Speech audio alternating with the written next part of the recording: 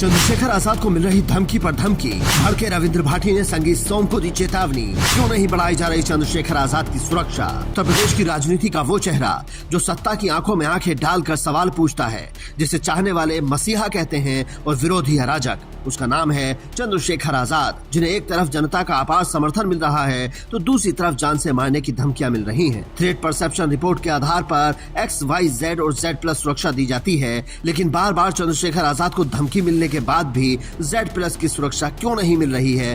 क्या वाकई बीजेपी सरकार किसी अनहोनी का इंतजार कर रही है या फिर सरकार की मंशा कुछ और है?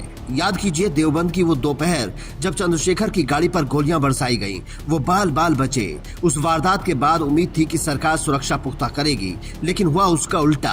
आज भी उन्हें सोशल मीडिया से लेकर गुमनाम चिट्ठियों तक लगातार धमकियां मिल रही हैं। अब तो कैमरे पर आकर भी चंद्रशेखर आजाद को मार देने की धमकी, तो खाल में भूसा भरने की बात की जा रही है। बीते दिनों बीजेपी नेता संगीत सोम के होली मिलन समारोह में एक कार्यकर्ता ने सांसद चंद्रशेखर आजाद को देख लेने और खाल में भूसा भरने जैसी धमकी दी। भाई मेरा नाम गौरव है। क्या हुआ कुछ नहीं, बस हुआ यो है आज की जो होली मिलन से इस चीज का पता चल गया, हिंदू एक है, हिंदू किसी के बकाव में आने वाला नहीं है। आज होली सम्मेलन में इस चीज से भी पता चल गया, हर बिरादरी एक साथ है। ये जैसे नगीना के कोई सांसद है चंद्रशेखर, में से मानता तो कुछ उन्हीं नाली का कीड़ा है।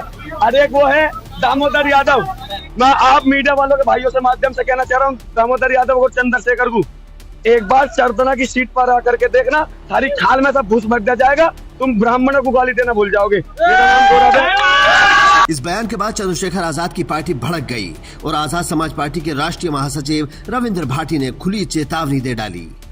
जय भीम, जय गुजर सम्राट मीर भोज। साथियों, अभी एक सरदना विधानसभा के अंदर एक होली मिलन समारोह हुआ था पूर्व विधायक के द्वारा, और उस पर एक पूर्व विधायक का चेला कहें या कुकुरमुत्ता कहें, वो आजाद समाज पार्टी के राष्ट्रीय अध्यक्ष, जो देश की सबसे बड़ी पंचायत के सदस्य भी हैं, नगीना से लोकसभा सदस्य भी हैं, उनको खाल में घुस भरने की बात कर रहा है और उनको अपशब्द कह रहा है।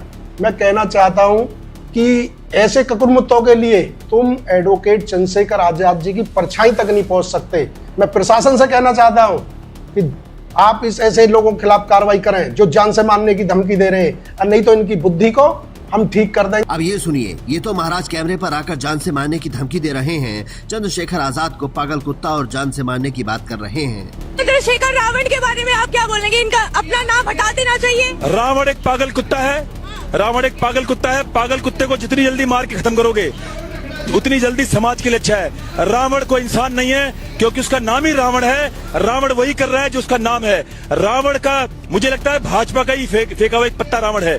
जब तक रावण का संहार नहीं होगा तब तक राम के नाम का उदय नहीं होगा। आपने सुना कि कैसे अब मीडिया के सामने दलितों के मसीहा चंद्रशेखर आजाद के खिलाफ साजिशें रची जा रही हैं। सरकार इन बयानों को अनसुना कर रही है, लेकिन हमने आपको इसलिए सुनाया ताकि आपके माध्यम से सरकार के आंख और कान पर पड़े पर्दे हट सके।